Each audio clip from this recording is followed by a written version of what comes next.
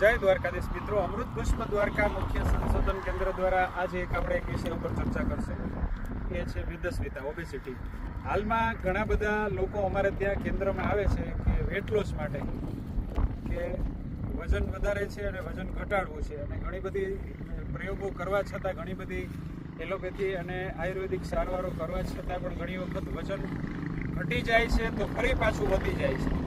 આવી ફરિયાદો છે મિત્રો. તો વેટ લોસ કરવા માટે પહેલી વસ્તુ તો એ છે કે આપણે આહાર વિહાર અને દિનચર્યામાં ફેરફાર કરવાનો.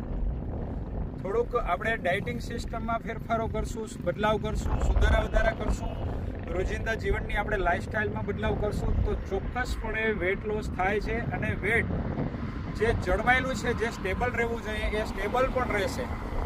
એટલે મિત્રો, આપણે રોજિંદા જીવનમાં ખાનપાનમાં અત્યારે ફાસ્ટ ફૂડનો વધારે ચલણ ક્રેઝ વધી ગયો છે. એટલે ખાવા પીવામાં ખાસ તો દૂધ અને ચીકાશવાળા પદાર્થો, પનીર, ચીઝ, ચાઇનીઝ, પંજાબી, બહારના બાહ્ય ફાસ્ટ ફૂડો, એ બધું આપણે બંધ કરવું પડશે. માવા મીઠાઈ છે, આથાવાળી વસ્તુઓ છે, ઇડલી, ખમણ, ઢોકળા, આવી બધી વસ્તુઓમાં આપણે ખાનપાનમાં થોડોક બદલાવો કરવા પડશે. સાદો અને પૌષ્ટિક ખોરાક કે જે આપણા શરીરને માફક આવે છે. ઘણી બધી ફરિયાદો એવી હોય છે, ઓબેસિટીવાળા દર્દીઓની એવી ફરિયાદો પણ હોય છે મિત્રો, કે કબજિયાત, કોન્સ્ટિપેશનની ફરિયાદો ખૂબ જ આવે છે, કે ઓબેસિટીવાળા દર્દીઓને પાચન નથી થતો ખોરાક, એવી પણ ફરિયાદો હોય છે. પેટ ભરેલું ને ભરેલું લાગે છે, પેટ ભારી લાગે છે. અને વજન વધી જવાના કારણે મિત્રો આપણા શરીરની અંદર ઘણી બધી બીમારીઓનો ઉદ્ભવ થાય છે. જેમ કે થાઇરોઇડ છે, બીપી છે, કોલેસ્ટ્રોલ છે, શરીરના સાંધા સ્નાયુના દુખાવાઓ છે. ઓબેસિટીવાળા દર્દીઓને મોસ્ટ ઓફ આવી બધી કંઈક ને કંઈક તકલીફો હોય જ છે. એટલે ઓબેસિટી લાંબે ગાળે કોઈ ને કોઈ રોગનું મૂળ બને છે.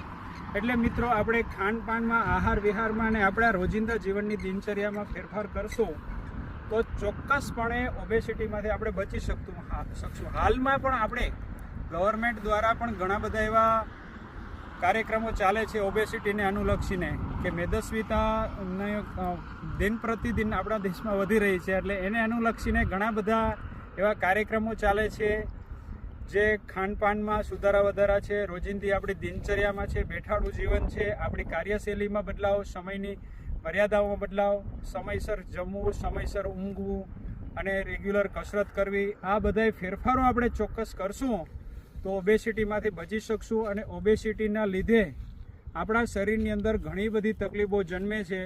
જેથી કરીને આપણે ખાનપાન અને આહાર વિહારની દિનચર્યામાં ફેરફાર કરશું તો ચોક્કસપણે રિઝલ્ટ મળશે. આ સિવાય ઓબેસિટીને લઈને અમૃત પુષ્પના સંશોધક શ્રી દિનેશભાઈ વિઠલાણી દ્વારા એક જૂનો પ્રયોગ કહેવામાં આવ્યો છે.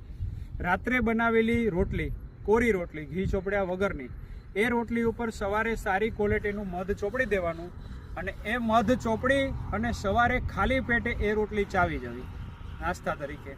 એક રોટલી, બે રોટલી, આપણે ભાવે એટલી રોટલી આપણે ખાઈ જવી. ચાવીને રોટલી ખાઈ જશું, ઉપર હળવું ઉફાળું ગરમ પાણી પી જવું.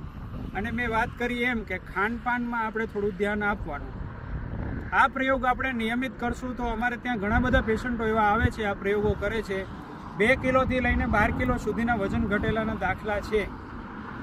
પણ આપણે નિયમિત આપણી દિનચર્યામાં આપણે બધો ખોરાકને, આહાર વિહારની બધી જે ટેવો છે એ જાળવી રાખશું તો ચોક્કસપણે રિઝલ્ટ મળશે.